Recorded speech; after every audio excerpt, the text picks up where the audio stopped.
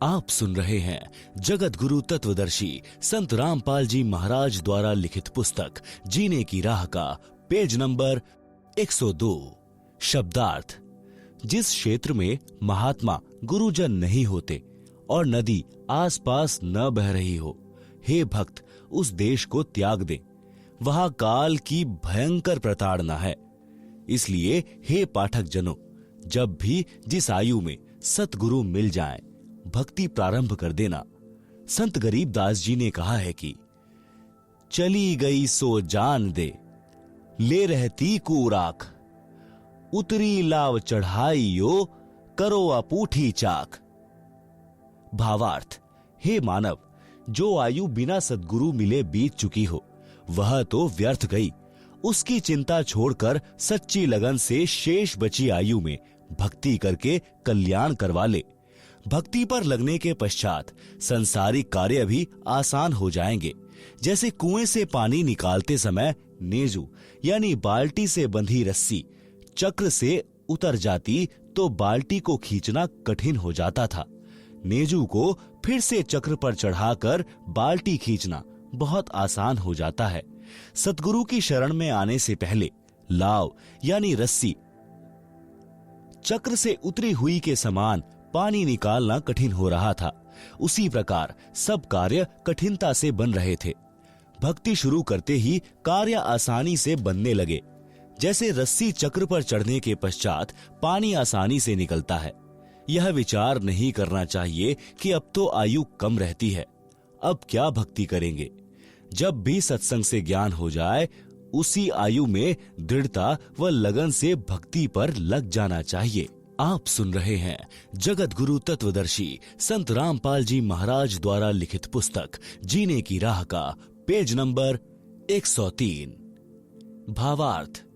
जो आयु चली गई उसकी चिंता छोड़कर शेष की रक्षा करो, यानी भक्ति दान सेवा में लगा दो। जैसे पुराने समय में कुएं से खेती की सिंचाई के लिए चमड़े की चड़स प्रयोग होती थी, जिसमें 2-3 क्विंटल पानी भर जाता था। उसको काष्ठ की चक्री के ऊपर लाव यानी मोटी रस्सी चढ़ाकर बांधकर खींचते थे।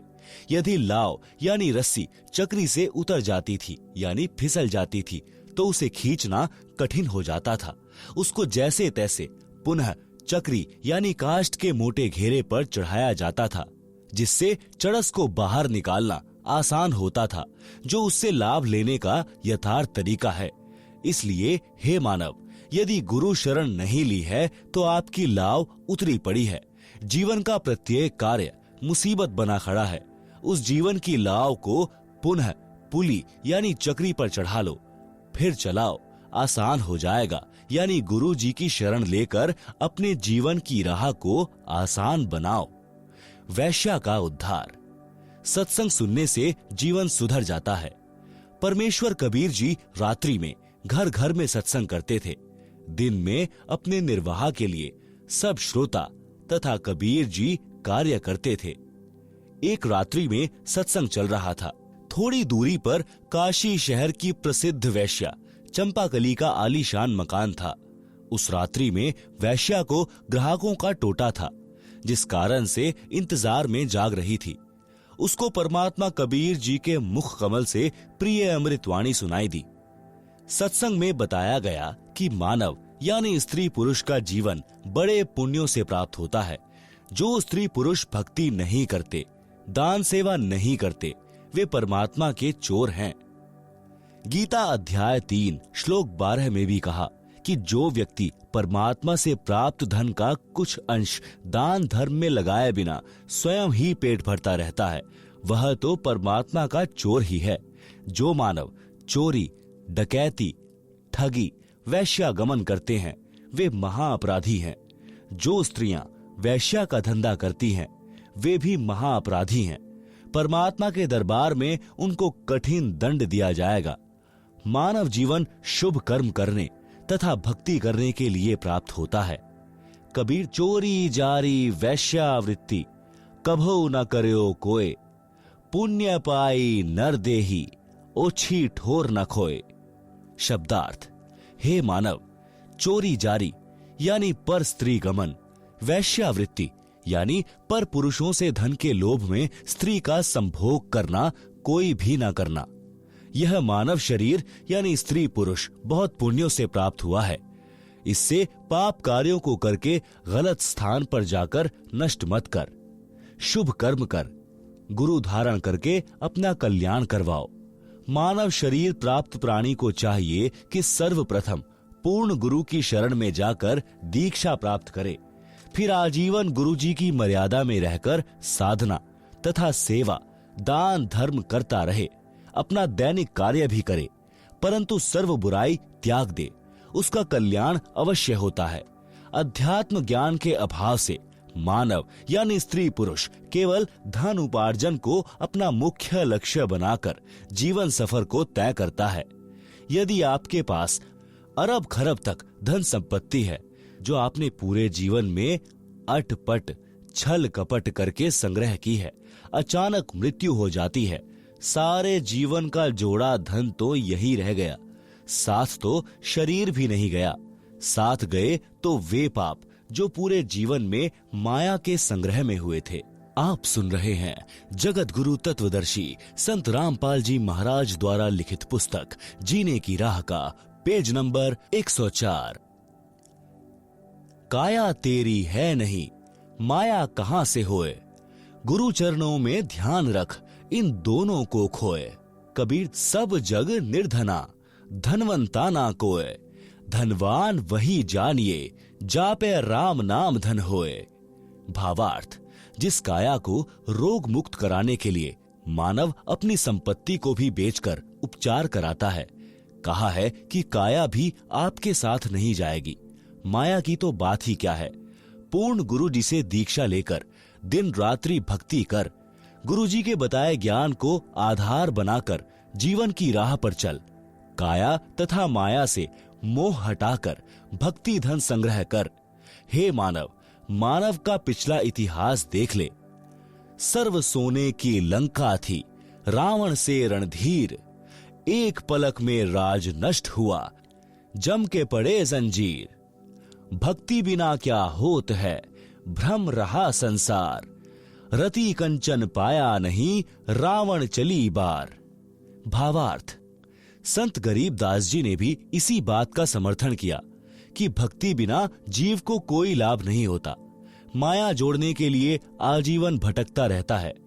श्रीलंका के राजा रावण के पास अनंत धन स्वर्ण आदि था, परंतु संसार त्याग कर जाते समय 1 ग्राम स्वर्ण भी साथ नहीं ले जा सका। सत्य भक्ति सत्य पुरुष की न करने से यमदूतों के द्वारा बेल यानी हथकड़ी बांधकर ऊपर यमराज के पास ले जाया गया, नरक में डाला गया।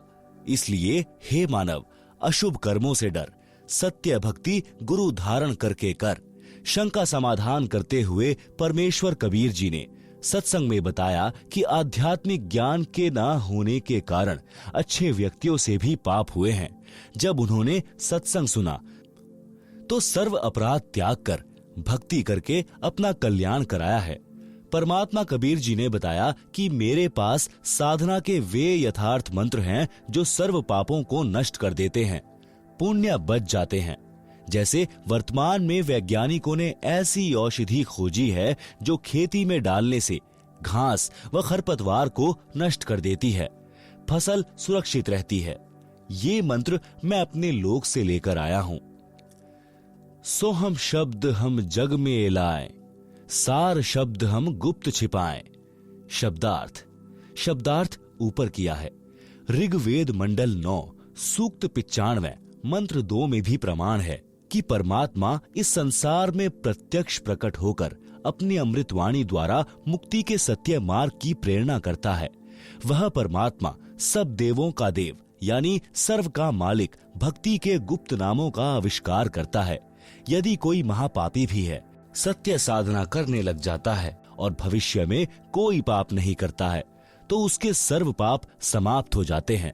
भक्ति करके अपना कल्याण करा सकता है। आप सुन रहे हैं जगत गुरु तत्वदर्शी संत रामपाल जी महाराज द्वारा लिखित पुस्तक जीने की राह का पेज नंबर 105। उपरोक्त अमृत वचन सुनकर वह बहन वैश्या जैसे गहरी नींद से जागी हो, कांपने लग गई। घर में ताला लगाकर सत्संग स्थल पर गई। पीछे ही महिलाओं की ओर बैठ गई। सत्संग समाप्त होने के पश्चात आवाज लगी कि जो दीक्षा लेना चाहता है वह आगे गुरुदेव जी के पास आ जाए। कुछ स्त्री तथा पुरुष उठकर आगे आए। वह वैश्या भी आई और गुरुदेव जी को अपना परिचय दिया और बताया कि मैंने तो 40 वर्ष की आयु में प्रथम बार ये उपकारी वचन सुनने को मिले हैं। हे परमात्मा, क्या मेरे जैसी पापिन का भी कल्याण संभव है? वैसे तो आप जी ने सर्व समाधान सत्संग में बता दिया, परंतु जब अपने घृणित जीवन की ओर झांकती हूं तो ग्लानि होती है तथा विश्वास नहीं हो रहा कि मेरे जैसे अपराधी को क्षमा कर दिया जाएगा। परमेश्वर कबीर जी ने कहा कि जब ही सत्य नाम हृदय धरा, भयो पाप को नाश, जैसे चिनंगी अग्नि की पड़े पुराने घास।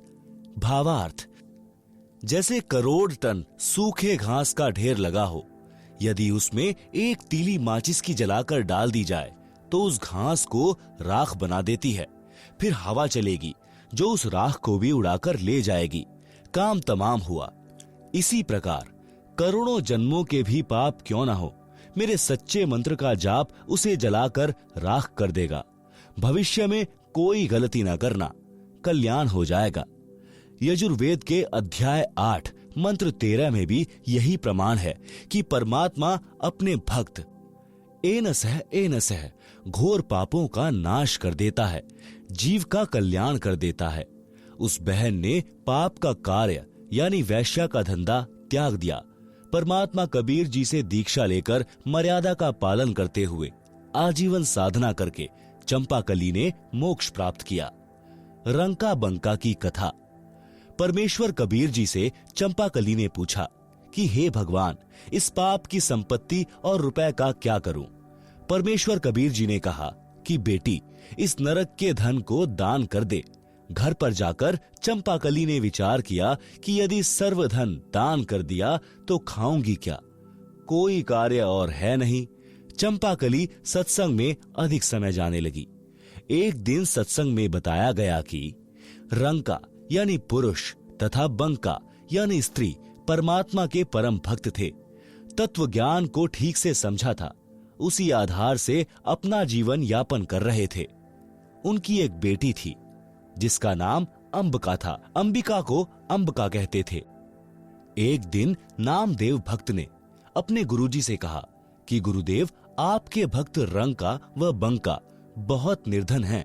आप उन्हें कुछ धन दे दो तो उनको जंगल से लकड़ियां लाकर शहर में बेचकर निर्वाह न करना पड़े। दोनों जंगल में जाते हैं, लकड़ियां चुग कर लाते हैं। भोजन का काम कठिनता से चलता है।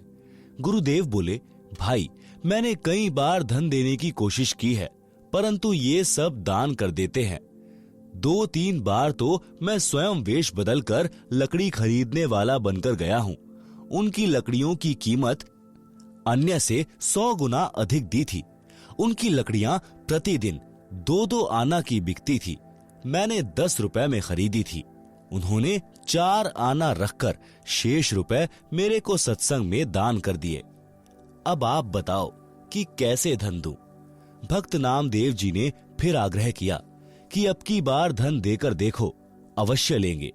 गुरु तथा नामदेव जी उस रास्ते पर गए जिस रास्ते से रंका बंका लकड़ी लेकर जंगल से आते थे।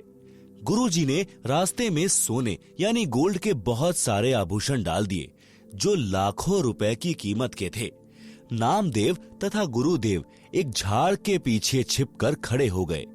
रंका आगे आगे चल रहा था, सिर पर लकड़ियां रखकर, तथा उसके पीछे लकड़ियां लेकर बंका 200 फुट के अंतर में चल रही थी।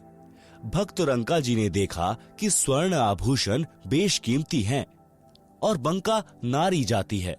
कहीं आभूषणों को देखकर लालच आ जाए और अपना धर्म कर्म खराब कर ले, इसलिए पैरों से उन आभूषणों पर मिट्टी डालने लगा। भक्तमती बंका भी पूरे गुरु की चेली थी। उसने देखा कि पति देव गहनों पर मिट्टी डाल रहा है, उद्देश्य भी जान गई। आवाज लगाकर बोली कि चलो भक्त जी, क्यों मिट्टी पर मिट्टी डाल रहे हो? बंका जी समझ गए कि इरादे की पक्की है, कच्ची नहीं है। दोनों उस लाखों के धन का उल्लंघन करके नगर को चले गए। गुरुजी ने कहा कि देख लिया भक्त नामदेव जी, भक्त हो तो ऐसे। आप सुन रहे हैं जगत गुरु तत्वदर्शी संत रामपाल जी महाराज द्वारा लिखित पुस्तक जीने की राह का पेज नंबर 106। एक दिन शाम 4 बजे गुरुजी सत्संग कर रहे थे। सत्संग स्थल रंका जी की झोपड़ी से 4 एकड़ की दूरी पर था। रंका तथा बंका दोनों सत्संग सुनने गए हुए थे। उनकी बेटी अंबिका आयु 19 वर्ष झोपड़ी के बाहर चारपाई पर बैठी थी। झोपड़ी में आग लग गई, सब सामान जल गया। अंबिका दौड़ी दौड़ी आई और देखा कि सत्संग चल रहा था। गुरुजी सत्संग सुना रहे थे। श्रोता विशेष ध्यान से सत्संग सुनने में मग्न थे। शांति छाई थी। अंबिका ने जोर जोर से कहा कि माता जी, झोपड़ी में आग लग गई, सब सामान जल गया। माता बंकी उठी और बेटी को एक ओर ले गई और पूछा कि क्या बचा है। बेटी अंबिका ने बताया कि एक चारपाई बाहर थी, वही बची है। भक्त रंका भी उठकर आ गया था। दोनों ने कहा कि बेटी, उस चारपाई को भी आग के हवाले करके आ जा, सत्संग सुन ले। झोपड़ी नहीं होती तो आग नहीं लगती, आग नहीं लगती तो सत्संग के वचनों का आनंद भंग नहीं होता। अंबिका गई और चारपाई को झोपड़ी वाली आग में डालकर सत्संग सुनने आ गई। सत्संग के पश्चात घर गए। उस समय का खाना सत्संग में लंगर में खा लिया था। रात्रि में जली झोपड़ी के पास एक पेड़ के नीचे बिना बिछाए सो गए।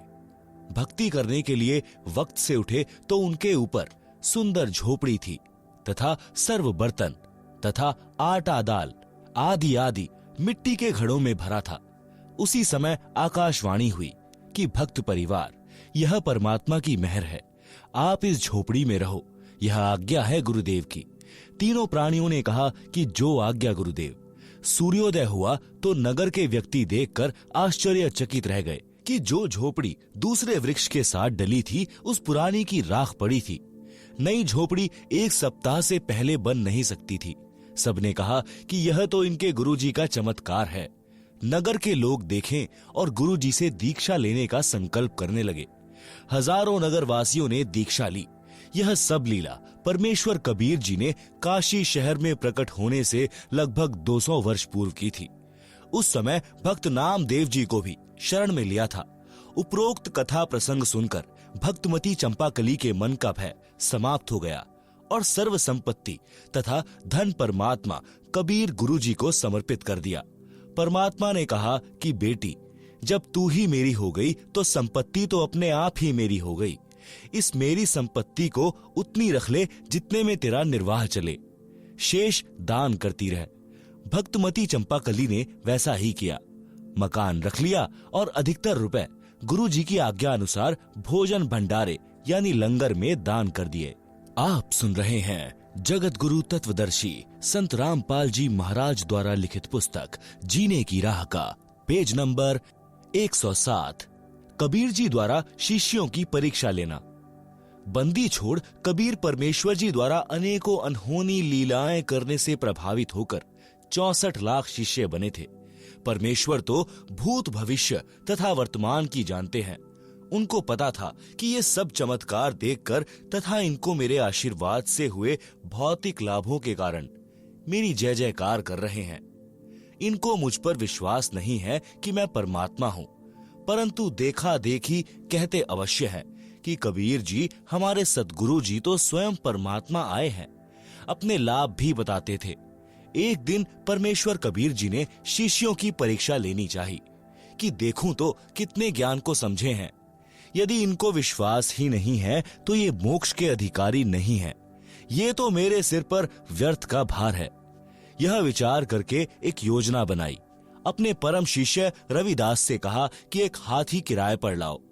काशी नगर में एक सुंदर वैश्या थी। उसके मकान से थोड़ी दूरी पर किसी कबीर जी के भक्त का मकान था। कबीर जी उसके आंगन में रात्रि के समय सत्संग कर रहे थे। उसी दिन उस वैश्या के पास भी ग्राहक नहीं थे। सत्संग के वचन सुनने के लिए वह अपने मकान की छत पर कुर्सी लेकर बैठ गई। पूर्ण रात्रि सत्संग सुना और उठकर सत्संग स्थल पर गई तथा परमात्मा कबीर जी को अपना परिचय दिया तथा कहा कि गुरुजी, क्या मेरे जैसी पापिनी का भी उद्धार हो सकता है? मैंने अपने जीवन में प्रथम बार आत्म कल्याण की बातें सुनी हैं। अब मेरे पास दो ही विकल्प हैं कि या तो मेरा कल्याण हो या मैं आत्महत्या करके पापों का प्रायश्चित करूं। परमात्मा कबीर जी ने कहा, बेटी, आत्महत्या करना महापाप है। भक्ति करने से सर्व पाप परमात्मा नष्ट कर देता है। आप मेरे से उपदेश लेकर साधना करो और भविष्य में पापों से बचकर रहना। उस बहन ने प्रतिज्ञा की और परमात्मा कबीर जी से दीक्षा लेकर भक्ति करने लगी तथा जहां भी प्रभु कबीर जी सत्संग करते वहीं सत्संग सुनने जाने लगी, जिस कारण से कबीर जी के भक्तों को उसका सत्संग में आना अच्छा नहीं लगता था। वे उस लड़की को कहते थे कि तेरे कारण गुरु जी की बदनामी होती है, तू सत्संग में मत आया कर, तू सबसे आगे गुरु जी के पास बैठती है, वहां ना बैठा कर। लड़की ने ये बातें गुरु कबीर जी को बताई और फूट फूट कर रोने लगी। परमेश्वर जी ने कहा कि बेटी, आप सत्संग में आया करो। कबीर जी ने सत्संग वचनों द्वारा स्पष्ट किया कि मैला कपड़ा साबुन और पानी से दूर रहकर निर्मल कैसे हो सकता है। इसी प्रकार पापी व्यक्ति सत्संग से तथा गुरु से दूर रहकर आत्म कल्याण कैसे करा सकता है। भक्त वैश्या तथा रोगी से नफरत नहीं करते, सम्मान करते हैं, उसको ज्ञान चर्चा द्वारा मोक्ष प्राप्ति की प्रेरणा करते हैं। परमात्मा कबीर जी के बार बार समझाने पर भी भक्तजन उस लड़की को सत्संग से मना करते रहे तथा बहाना करते थे कि तेरे कारण गुरुजी काशी में बदनाम हो गए हैं। काशी के व्यक्ति हमें बार बार कहते हैं कि तुम्हारे गुरुजी के पास वैश्या भी जाती है, वह काहे का गुरु है। आप सुन रहे हैं जगत गुरु तत्वदर्शी संत रामपाल जी महाराज द्वारा लिखित पुस्तक जीने की राह का पेज नंबर 108। उस लड़की से कहा कि बेटी, आप मेरे साथ हाथी पर बैठकर चलोगी? लड़की ने कहा, जो आज्ञा गुरुदेव। अगले दिन सुबह लगभग 10 बजे हाथी के ऊपर तीनों सवार होकर काशी नगर के मुख्य बाजार में से गुजरने लगे। संत रविदास जी हाथी को चला रहे थे। लड़की रविदास जी के पीछे, कबीर जी के आगे यानी दोनों के बीच में बैठी थी। कबीर जी ने एक बोतल में गंगा का पानी भर लिया। उस बोतल को मुख से लगाकर घूंट घूंट कर पी रहे थे। लोगों को लगा कि कबीर जी शराब पी रहे हैं। शराब के नशे में वैश्या को सरेआम बाजार में लिए घूम रहे हैं। काशी के व्यक्ति एक दूसरे को बता रहे हैं कि देखो, बड़े बड़े उपदेश दिया करता कबीर जुलाहा, आज इसकी पोल पट्टी खुल गई है। ये लोग सत्संग के बहाने ऐसे कर्म करते हैं।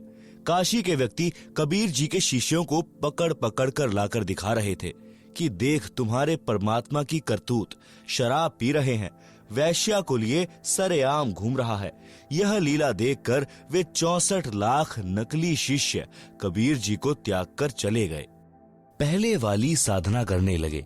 लोक लाज में फंसकर गुरु विमुख हो गए। परमात्मा कबीर जी विशेषकर ऐसी लीला उस समय किया करते जिस समय दिल्ली का सम्राट सिकंदर लोधी काशी नगरी में आया हो। उस समय सिकंदर लोधी राजा काशी में उपस्थित था। काजी पंडितों ने राजा को शिकायत कर दी कि कबीर जुलाहे ने जुल्म कर दिया। शर्म लाज समाप्त करके सरेआम वैश्या के साथ हाथी के ऊपर गलत कार्य कर रहा था, शराब पी रहा है। राजा ने तुरंत पकड़कर गंगा में डुबोकर मारने का आदेश दिया। आप सुन रहे हैं जगत गुरु तत्वदर्शी संत रामपाल जी महाराज द्वारा लिखित पुस्तक जीने की राह का पेज नंबर 109। अपने हाथों से राजा सिकंदर ने हाथों में हथकड़ी तथा पैरों में बेड़ी तथा गले में तोक लगाई। नौका में बैठाकर गंगा दरिया के मध्य में ले जाकर दरिया में सिपाहियों ने पटक दिया। हथकड़ी, बेड़ी तथा तोक अपने आप टूटकर जल में गिर गई। परमात्मा जल पर पद्म आसन लगाकर बैठ गए। नीचे से गंगा जल चक्कर काटता हुआ बह रहा था। परमात्मा जल के ऊपर आराम से बैठे थे। कुछ समय उपरांत परमात्मा कबीर जी गंगा के किनारे आ गए। सिपाहियों ने शेख तकी के आदेश से कबीर जी को पकड़कर नौका में बैठाकर कबीर परमात्मा के पैरों तथा कमर पर भारी पत्थर बांधकर हाथ पीछे को रस्सी से बांधकर गंगा दरिया के मध्य में फेंक दिया। रस्से टूट गए, पत्थर जल में डूब गए। परमेश्वर कबीर जी जल के ऊपर बैठे रह गए। जब देखा कि कबीर गंगा दरिया में डूबा नहीं, तो क्रोधित होकर शेख तकी ने राजा से कहकर तोप के गोले मारने का आदेश दे दिया। पहले कबीर जी को पत्थर मारे, गोली मारी, तीर मारे। अंत में तोप के गोले 4 पहर यानी 12 घंटे तक कबीर जी के ऊपर चलाए। कोई तो वही किनारे पर गिर जाता, कोई दूसरे किनारे पर जाकर गिरता, कोई दूर तालाब में जाकर गिरता। एक भी गोला, पत्थर, बंदूक की गोली या तीर परमेश्वर कबीर जी के आसपास भी नहीं गया। इतना कुछ देखकर भी काशी के व्यक्ति परमेश्वर को नहीं पहचान पाए। तब परमेश्वर कबीर जी ने देखा कि ये तो अक्ल के अंधे हैं। उसी समय गंगा के जल में समा गए और अपने भक्त रविदास जी के घर प्रकट हो गए। दर्शकों को विश्वास हो गया कि कबीर जुलाहा गंगा जल में डूबकर मर गया है। उसके ऊपर रेत व रेग यानी गारा जम गई होगी। सब खुशी मनाते हुए, नाचते कूदते हुए नगर को चल पड़े। शेख तकी अपनी मंडली के साथ संत रविदास जी के घर यह बताने के लिए गया कि जिस कबीर जी को तुम परमात्मा कहते थे वह डूब गया है, मर गया है। संत रविदास जी के घर पर जाकर देखा तो कबीर जी इकतारा यानी वाद्य यंत्र बजा बजा कर शब्द गा रहे थे। शेख तकी की तो मां सी मर गई। राजा सिकंदर के पास जाकर बताया कि वह आंखें बचाकर भाग गया है, रविदास के घर बैठा है। यह सुनकर बादशाह सिकंदर लोधी संत रविदास जी की कुटी पर गया।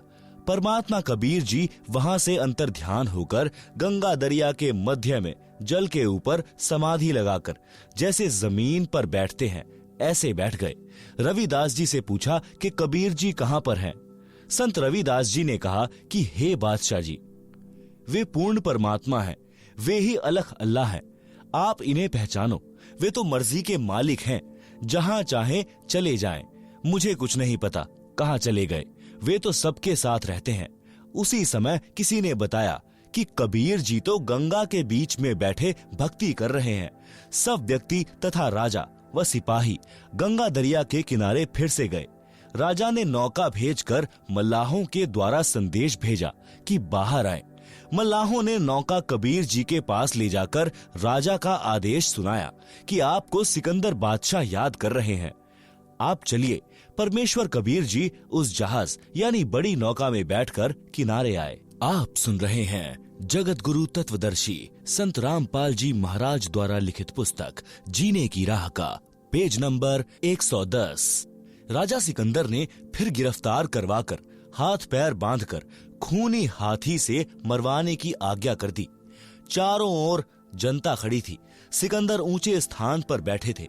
परमात्मा को बांध जोड़कर पृथ्वी पर डाल रखा था। महावत यानी हाथी के ड्राइवर ने हाथी को शराब पिलाई और कबीर जी को कुचलकर मरवाने के लिए कबीर जी की ओर बढ़ा। कबीर जी ने अपने पास एक बब्बर सिंह खड़ा कर दिया। वह केवल हाथी को दिखा। हाथी चिंघाड़ कर डर के मारे वापस भाग गया। महावत को नौकरी का भय सताने लगा।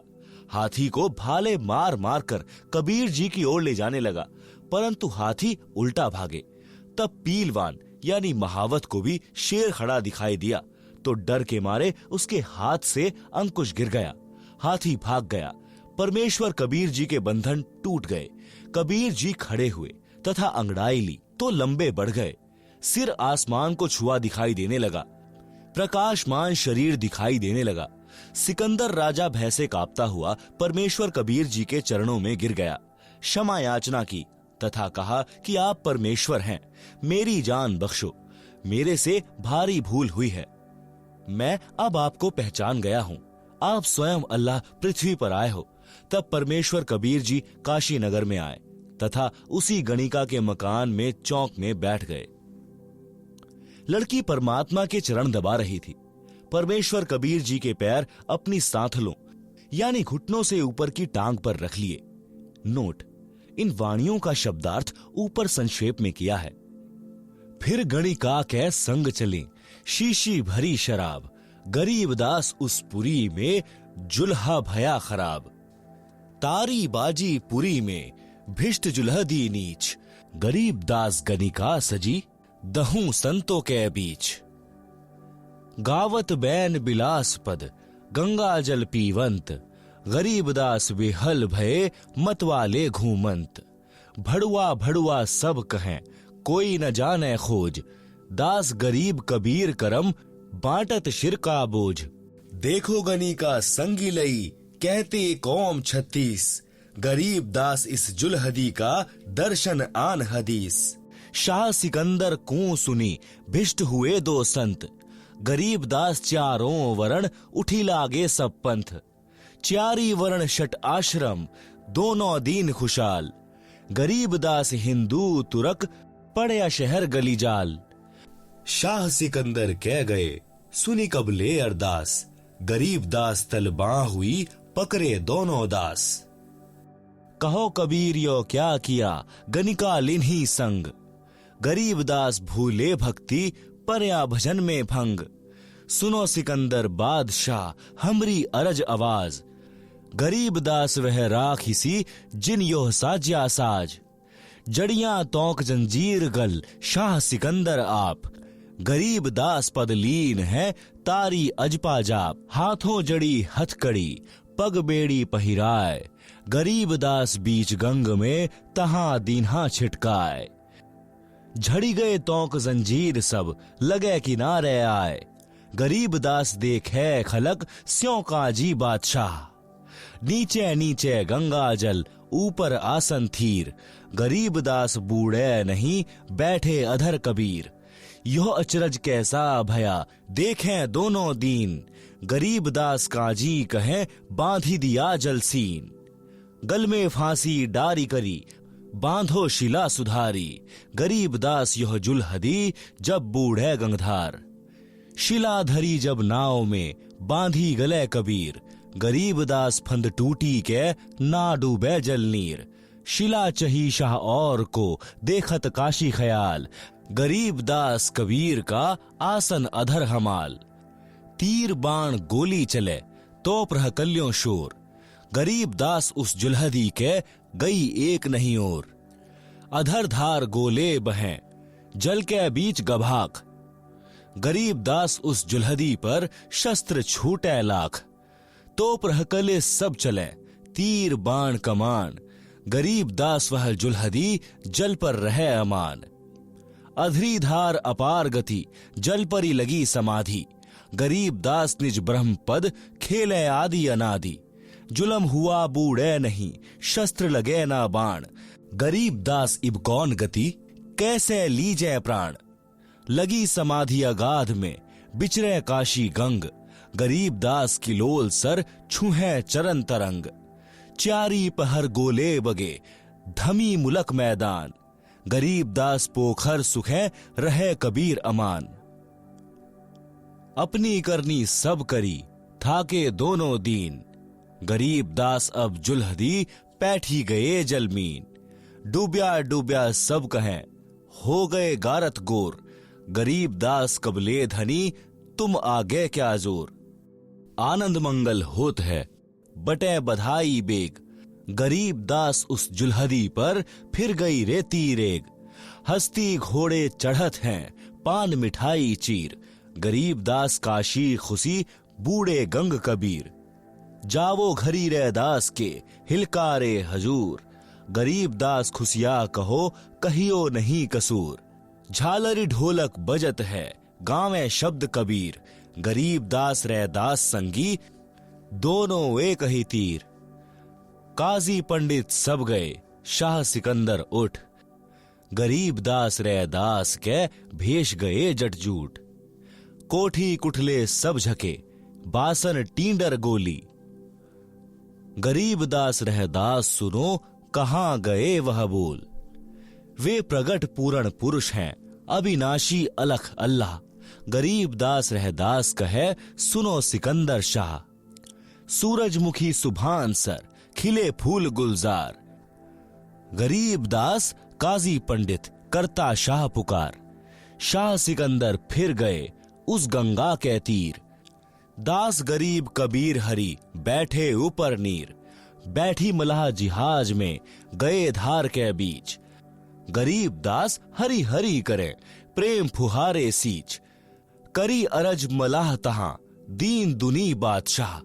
गरीब दास आसन उधर लगी समाधि जुलाहा।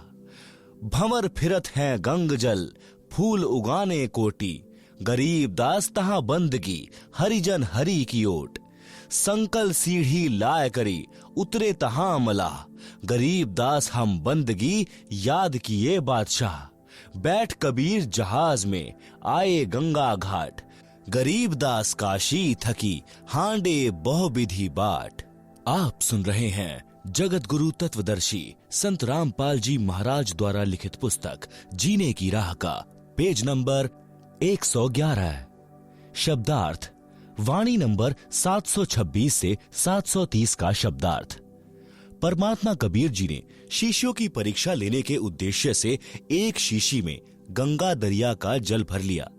काशी शहर की प्रसिद्ध वैश्या और रविदास संत जी के साथ किराए के हाथी पर चढ़कर काशी शहर के मुख्य बाजार की गलियों में घूमने लगे।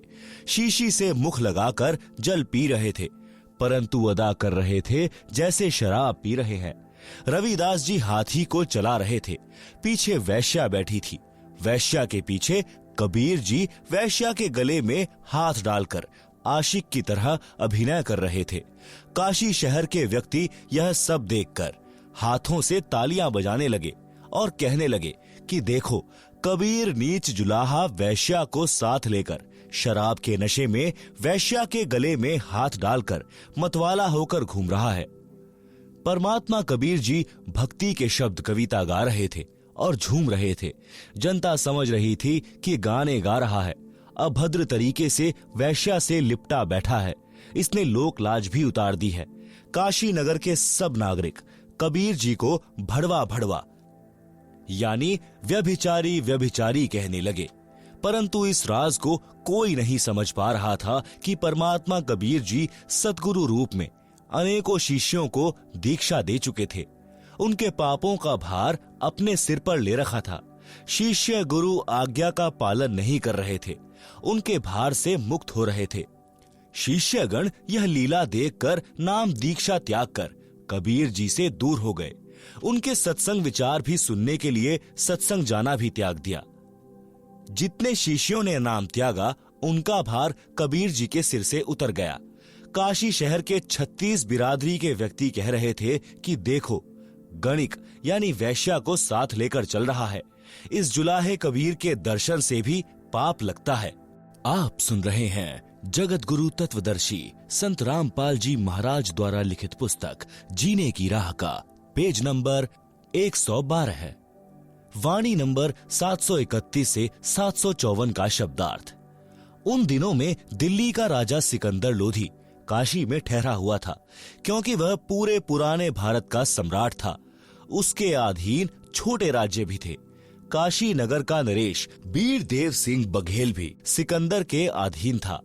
परमात्मा कबीर जी भी अनोखी लीला उसी समय किया करते थे जिस समय दिल्ली का राजा सिकंदर काशी शहर में आया हो।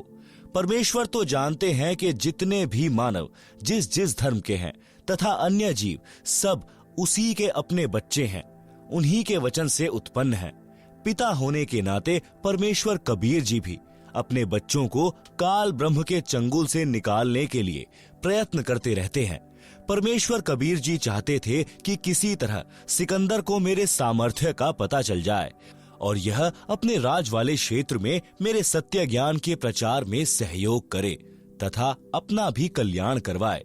भारत में हिंदू गुरु ब्राह्मणों तथा मुसलमान काजी मुल्लाओं की आपस में कभी नहीं बनती थी।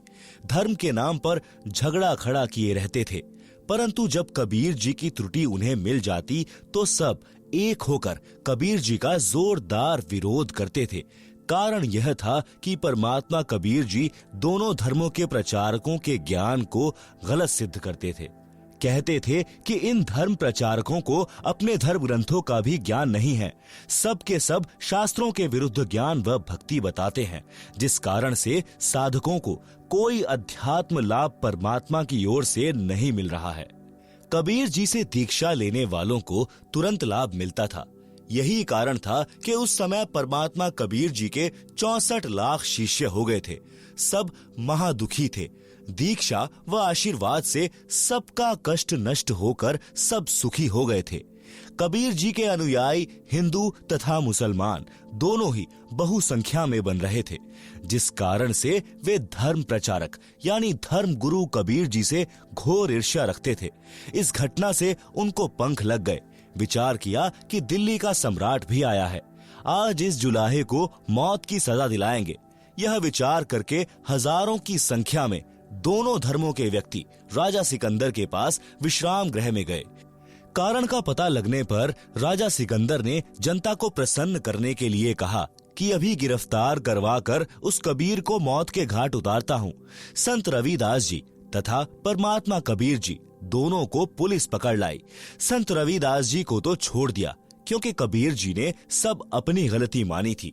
कहा था कि न रविदास जी का दोष है न गणिका का, सब कुछ मैंने किया है। आप सुन रहे हैं जगत गुरु तत्वदर्शी संत रामपाल जी महाराज द्वारा लिखित पुस्तक जीने की राह का पेज नंबर 113। सिकंदर लोधी का असाध्य रोग परमेश्वर कबीर जी के आशीर्वाद से समाप्त हुआ था। कमाल लड़के को तथा कमाली लड़की को तथा स्वामी रामानंद को, जिसकी हत्या सिकंदर लोधी राजा ने की थी, राजा के सामने मुर्दों को जीवित किया था। राजा सिकंदर भी कबीर जी को गुरु मानता था, परंतु अधिक जनता को देखकर तथा अक्षम्य अपराध मानकर कानून व्यवस्था राज में बनाए रखने के उद्देश्य से सिकंदर ने कबीर जी को गिरफ्तार करवाया। फिर भी कुछ गुरु मर्यादा का ध्यान रखते हुए प्रश्न किया कि हे कबीर जी, आप इतने नेक विचारों वाले थे, यह क्या कर बैठे? आपने वैश्या को साथ लिया, आप भक्ति भूल गए, आपका भजन यानी नाम खंड हो गया, भक्ति का नाश कर लिया। कबीर जी ने उत्तर दिया कि हे सिकंदर बादशाह, आपके प्रश्न का उत्तर सुनो।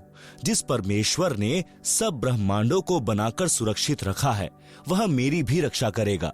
सिकंदर लोधी राजा ने जनता को शांत करने के उद्देश्य से अपने हाथों से कबीर परमेश्वर के हाथों में हथकड़ी, पैरों में बेड़ी, गले में तोक पहनाकर गंगा दरिया के मध्य में डालकर मारने का आदेश सुना दिया। राजा के आदेशानुसार कबीर जी को गंगा नदी के मध्य में नौका के द्वारा ले जाकर जल में डाल दिया।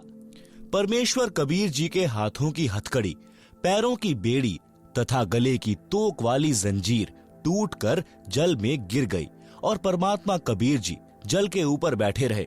यह देखकर काजियों ने कहा कि कुछ इसने जादू तंत्र करके जल को बांध दिया है, इस कारण से नहीं डूब रहा। कुछ समय तक जल पर बैठे रहे, फिर गंगा नदी के किनारे की ओर उसी स्थान पर आ गए जिस स्थान से नौका में बैठा कर ले गए थे। उस स्थान पर यानी गंगा दरिया के किनारे पर कई हजार व्यक्ति देखने के लिए उपस्थित थे। राजा सिकंदर भी उपस्थित था। काजी व मुल्ला तथा ब्राह्मणों ने विचार करके राजा से कहा कि इसके गले में पत्थर की भारी वजन वाली शिला बांधकर दरिया के मध्य डाला जाए, यह तब डूबेगा। नौका में कबीर जी को बैठाकर गले में लोहे की मोटी जंजीर से पत्थर की भारी शिला बांधकर गंगा नदी के मध्य में जल में पटक दिया। जंजीर टूट गई। पत्थर की शिला जल के ऊपर तैरती हुई तेजी से चलकर सिकंदर राजा की ओर आई। कबीर जी जल के ऊपर पालथी लगाकर सुखासन पर बैठे रहे। अताह जल नीचे नीचे बह रहा है। परमात्मा कबीर जी जल में डूबे नहीं। जल की लहरें परमेश्वर जी के चरण छूकर उछल उछल कर किलोल कर रही थी। राजा ने आदेश दिया कि तीर मारकर इसका अंत कर दो। जब बहुत समय तक तीर बाणों से कबीर जी नहीं मरे तो तोप यंत्र मंगाया गया। तोप के गोले तथा तीर दोनों ही छोड़े गए, परंतु एक भी परमेश्वर कबीर जी की ओर नहीं गया। कोई गोला उसी किनारे के पास दरिया में गिरे, कोई दूर गिरे। कुछ तोप के गोले तो दूर तालाबों में गिरे जिनका जल ही सूख गया। तोप के कुछ गोले दाएं बाएं गिर रहे थे। परमात्मा कबीर जी के निकट एक भी तीर बाण व तोप का गोला नहीं गया। यह प्रयत्न 4 पहर यानी 12 घंटे तक चला, परंतु कबीर जी नहीं मरे। पूर्ण परमात्मा कबीर जी अविनाशी हैं। अविनाशी को कौन मार सकता है? वे जनता को लीला के माध्यम से अपना सामर्थ्य दिखा रहे थे, परंतु काल ब्रह्म ने बुद्धि हर रखी थी। किसी के भी विचार में यह बात नहीं आई कि यह सामान्य व्यक्ति नहीं है। जब राजा तथा प्रजा ने सब कोशिश कर ली तो कहने लगे कि इसको कैसे मारा जाए। जब सब जुल्म करके थक लिए तब परमात्मा कबीर जी गंगा नदी के जल में गोता लगा गए। उपस्थित जनता तथा राजा ने मान लिया कि कबीर जल में डूबकर मर गया। इसके शव पर रेत व गारा गिर गई। कबीर जी के मरने की खुशी में लोग ढोल बजाने लगे, नाचने गाने लगे और मिठाई बांटने लगे। राजा विश्राम गृह में चला गया। काजी, मुल्ला व पंडित जन मिलकर रविदास के घर गए। वहां पर उनको अंदर से कबीर जी की आवाज सुनाई दी। वे परमात्मा की महिमा के शब्द यानी कविता गा रहे थे। रविदास जी को बताने गए थे कि जिसे आप अविनाशी कहते थे वह कबीर मर गया है। घर के अंदर गए तो कबीर जी रविदास जी के पास बैठे थे। दोनों शब्द गा रहे थे। देखकर वापस जाकर सिकंदर को बताया कि कबीर मरा नहीं, वह तो रविदास के घर पर बैठा है। हजारों की संख्या में काशी के काजी, मुल्ला, पंडित तथा जनता रविदास जी के घर गए। वहां पर कबीर जी नहीं मिले। रविदास जी से पूछा कि कबीर कहाँ हैं? वे बोले कि अभी मेरे पास से गए हैं। कह रहे थे कि गंगा में स्नान करके आता हूँ। राजा तथा सब व्यक्ति गंगा के उसी किनारे पर गए तो परमात्मा कबीर जी जल के ऊपर पहले की तरह बैठे मिले। दरिया के मध्य में बैठे थे। छोटा समुद्री जहाज में मल्लाह यानी जहाज चालक व अन्य कुछ व्यक्ति गए और कहा कि आपको राजा सिकंदर बुला रहा है। जहाज से सीढ़ी जंजीरों से बांधकर जल में लटकाई। कबीर जी सीढ़ी से चढ़कर जहाज में बैठकर गंगा नदी से बाहर आए तो तुरंत पकड़ लिए यानी गिरफ्तार कर लिए। आप सुन रहे हैं जगत गुरु तत्वदर्शी संत रामपाल जी महाराज द्वारा लिखित पुस्तक जीने की राह का पेज नंबर 114। खूनी हाथी से कबीर परमेश्वर को मरवाने की कुचेष्टा। खूनी हाथी मस्त है, पग बंधे जंजीर। गरीब दास जहां डारिया, मसक बांधी कबीर। सिंह रूप साहिब धरिया, भागे उल्टे फील। गरीब दास नहीं समझती यह दुनिया खलील। बने केहरी सिंह जीत, चौर शिखर असमान। गरीब दास हस्ती लखया, दिखे नहीं जिहान।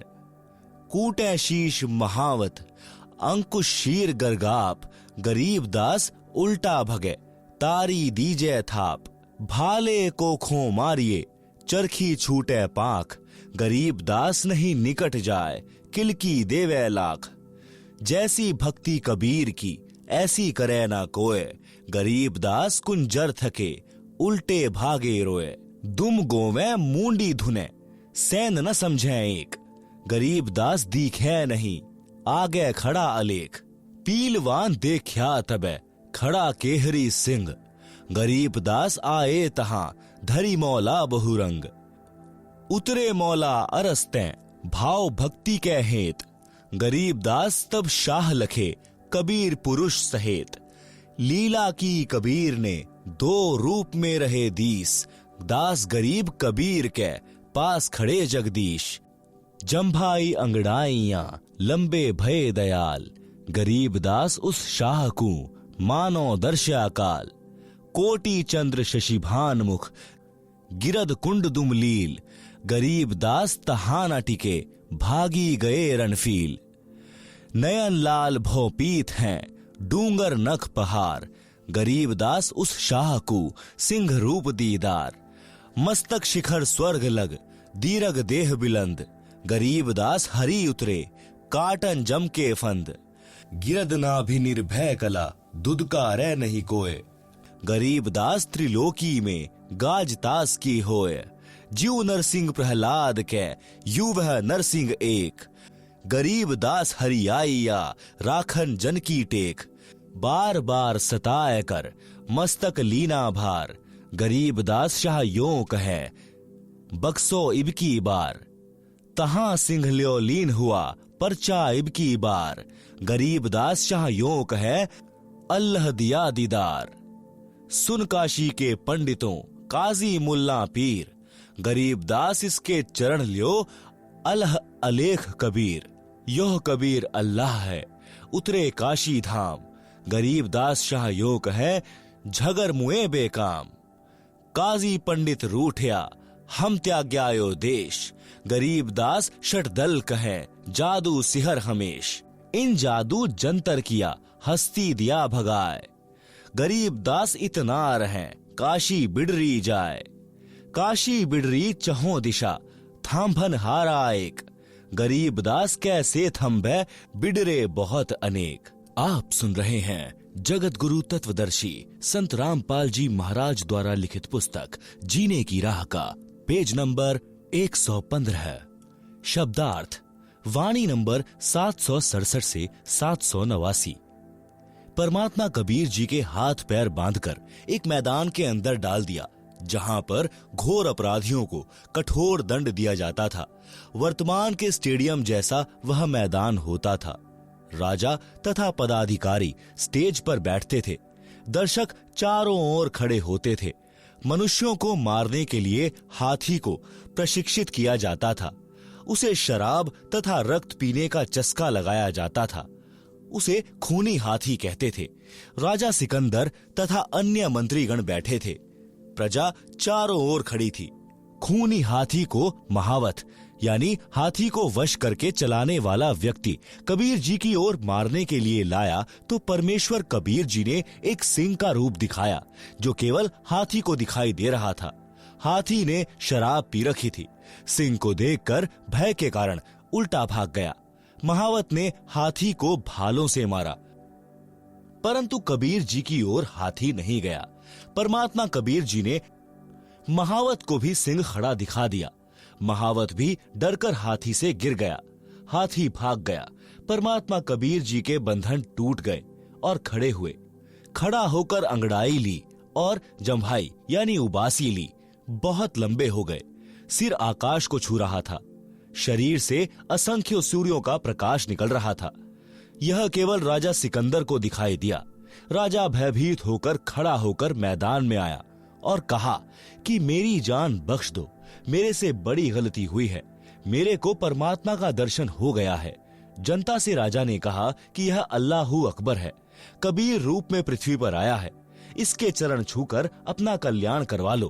परंतु कर्महीन काजी, मुल्ला व पंडित कहने लगे कि कबीर ने जादू जंत्र करके हाथी को भगा दिया, हम जा रहे हैं। यह कहकर वे पाप आत्मा सब चले गए। परमात्मा ने अपना शरीर सामान्य किया और सिंह को अदृश्य कर दिया। अपनी कुटी में चले गए। आप सुन रहे हैं जगत गुरु तत्वदर्शी संत रामपाल जी महाराज द्वारा लिखित पुस्तक जीने की राह का पेज नंबर 116। दीक्षा के पश्चात पूर्ण गुरुदेव जी से दीक्षा लेकर पूर्ण विश्वास के साथ गुरुदेव द्वारा बताई साधना पूरी निष्ठा के साथ करें। कबीर जी ने बताया है कि धीरज रखें। धीरे धीरे रे मना, धीरे सब कुछ होए। माली सींचे 100 घड़ा, समय आए फल होए। भावार्थ, जैसे माली आम का बीज बोता है, उसकी सिंचाई करता है। कुछ दिन पश्चात अंकुर दिखाई देता है, फिर भी समय समय पर सिंचाई करता रहता है। रक्षा के लिए कांटेदार झाड़ियों की बाड़ यानी फेंसेस करता है। एक आम के पौधे को पेड़ बनने में लगभग 8 से 10 वर्ष लग जाते हैं। तब तक माली पौधा लगाने वाला यानी बाग का मालिक या नौकर उस पौधे की सिंचाई करता रहता है। जब आम का पेड़ बन जाता है तो आम के फल लगते हैं। इतने लगते हैं कि स्वयं का परिवार भी खाता है तथा बेचकर अपना निर्वाह भी करता है। इसी प्रकार भक्ति नाम रूपी बीज को बोकर यानी दीक्षा लेकर उसका स्मरण दान रूपी सिंचाई करते रहना चाहिए। आम के पौधे की तरह धीरे धीरे भक्ति रूपी पेड़ बनने के पश्चात सुखों का अंबार लग जाएगा। जैसे आम के पेड़ को टनों आम लगे, खाए और बेचकर धन कमाया, इसी प्रकार भक्त को धीरज रखना चाहिए। धीरे धीरे भक्ति का परिणाम आने लगेगा। विश्वास, परमात्मा की भक्ति का लाभ उसी को होता है जो परमात्मा की महिमा पर पूर्ण विश्वास रखता है। परमात्मा के लिए कुछ भी असंभव नहीं है। एक नगर के बाहर जंगल में 2 महात्मा साधना कर रहे थे। एक 40 वर्ष से घर त्याग कर साधना कर रहा था। दूसरा अभी 2 वर्ष से साधना करने लगा था। परमात्मा के दरबार से एक देवदूत प्रतिदिन कुछ समय उन दोनों साधकों के पास व्यतीत करता था। दोनों साधकों के आश्रम गांव के पूर्व तथा पश्चिम में थे। बड़े का स्थान पश्चिम में तथा छोटे का स्थान गांव के पूर्व में जंगल में था। देवदूत प्रतिदिन 1-1 घंटा दोनों के पास बैठता, परमात्मा की चर्चा चलती, दोनों साधकों का अच्छा समय व्यतीत होता। एक दिन देवदूत ने भगवान विष्णु जी से कहा कि भगवान, कपिला नगरी के बाहर आपके 2 परम भक्त रहते हैं। श्री विष्णु जी ने कहा कि एक परम भक्त है, दूसरा तो बनावटी भक्त है। देवदूत ने विचार किया कि जो 40 वर्ष से साधना रत है वह पक्का भक्त होगा, क्योंकि लंबी लंबी दाढ़ी, सिर पर बड़ी जटा यानी केश है, और समय भी 40 वर्ष बहुत होता है। देवदूत बोला कि हे प्रभु, जो 40 वर्ष से आपकी भक्ति कर रहा है वह होगा परम भक्त। प्रभु ने कहा नहीं, दूसरा जो 2 वर्ष से साधना में लगा है। प्रभु ने कहा कि देवदूत, मेरी बात पर विश्वास नहीं हुआ। देवदूत बोला, प्रभु ऐसा नहीं है, परंतु मेरी तुच्छ बुद्धि यही मान रही है कि बड़ी आयु वाला भी अच्छा भक्त है। श्री विष्णु जी ने कहा कि कल आप देर से पृथ्वी पर जाना, दोनों ही देर से आने का कारण पूछेंगे तो आप बताना कि आज प्रभु जी ने हाथी को सुई के नाके से निकालना था, वह लीला देखकर आया हूँ, इसलिए आने में देर हो गई। जो उत्तर मिले उससे आपको भी पता लग जाएगा कि परम भक्त कौन है। पहले प्रतिदिन देवदूत सुबह 8 बजे के आसपास बड़े के पास जाता था और 10 बजे के आसपास छोटी आयु वाले के पास जाता था। अगले दिन बड़ी आयु वाले के पास दिन के 12 बजे पहुंचा। देर से आने का कारण पूछा तो देवदूत ने बताया कि आज 11:30 बजे दिन के परमात्मा ने लीला करनी थी, वह देख कर आया हूँ। 40 वर्ष वाले ने पूछा कि क्या लीला की प्रभु ने, बताइएगा। देवदूत ने कहा कि श्री विष्णु जी ने कमाल कर दिया, हाथी को सुई के नाके यानी छिद्र में से निकाल दिया। यह सुनकर भक्त बोला कि देवदूत, ऐसी झूठ बोल जो सुने उसे विश्वास हो। यह कैसे हो सकता है कि हाथी सुई के नाके में से निकल जाए, मेरे सामने निकाल कर दिखाओ। देवदूत समझ गया कि भगवान सत्य ही कह रहे थे। यह तो पशु है, भक्त नहीं, जिसे परमात्मा पर ही विश्वास नहीं कि वह सक्षम है। जो कार्य मानव नहीं कर सकता परमात्मा कर सकता है, उसकी भक्ति व्यर्थ तथा बनावटी है। देवदूत नमस्ते करके चल पड़ा और छोटे भक्त के पास आया। भक्त ने देरी से आने का कारण पूछा तो देवदूत ने संकोच के साथ बताया कि कहीं यह कोई गलत भाषा न बोल दे। कहा कि भक्त क्या बताऊं, परमात्मा ने तो अचरज कर दिया, कमाल कर दिया। देखकर आंखें फटी की फटी रह गई। परमात्मा ने हाथी को सुई के नाके यानी धागा डालने वाले छिद्र के अंदर से निकाल दिया। यह सुनकर भक्त बोला कि देवदूत जी, इसमें आश्चर्य की कौन सी बात है। परमात्मा निकाल दे पूरी पृथ्वी को सुई के नाके में से, हाथी तो बात ही क्या है। देवदूत ने भक्त को सीने से लगाया और कहा कि धन्य है आपके माता पिता जिनसे जन्म हुआ, कुर्बान हूं आपके परमात्मा पर अटल विश्वास पर।